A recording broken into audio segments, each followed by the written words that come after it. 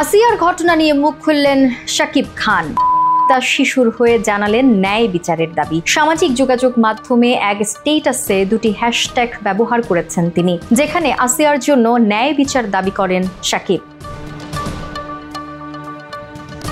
সামাজিক যোগাযোগ মাধ্যমে ভেসে বেড়াচ্ছে 8 বছর বয়সী অচেতন ছবি, যা দেখে চুপ থাকতে পারেননি ঢালিউড সুপারস্টার শাকিব খান। অবশেষে নীরবতা ভেঙে শিশু ধর্ষণের বিচার চেয়েছেন তিনি। নিজের ফেসবুকে হ্যাশট্যাগ দিয়ে বিচার চাইলেন এই চিত্রনায়ক। শাকিব খান তার ভেরিফাইড ফেসবুকে লেখেন, justice for Asiya, we want justice.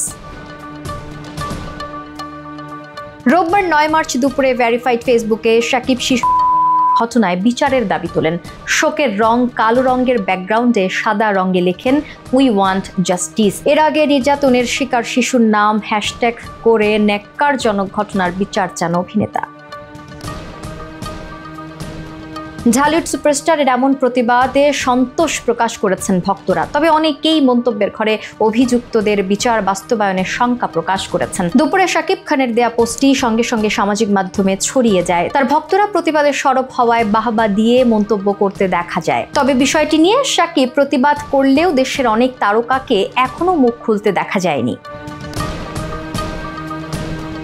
Magura শহরতলির নিজ নান্দুয়ালি গ্রামে বোনের বাড়ি বেড়াতে গিয়ে গত বৃহস্পতিবার 6 মার্চ দুপুরে শিশুটি ধর্ষণের শিকার হয় বলে পরিবারের অভিযোগ। শিশুটিকে প্রথমে মাগুরা সদর হাসপাতালে নেওয়া হয়। অবস্থার অবনতি হওয়ায় সেখান থেকে নেওয়া হয় ফরিদপুর মেডিকেল কলেজ হাসপাতালে। এরপর সেখান থেকে উন্নত চিকিৎসার জন্য তাকে বৃহস্পতিবার ঢাকা মেডিকেল কলেজ হাসপাতালের পেডিয়াট্রিক ইন্টেনসিভ কেয়ার ইউনিটে PICU এনে ভর্তি করা হয় এবং পরে শুক্রবারে তাকে ভেন্টিলেশনে নেওয়া হয়। এরপর শনিবার সন্ধ্যায় তাকে CMH নেওয়া হয়।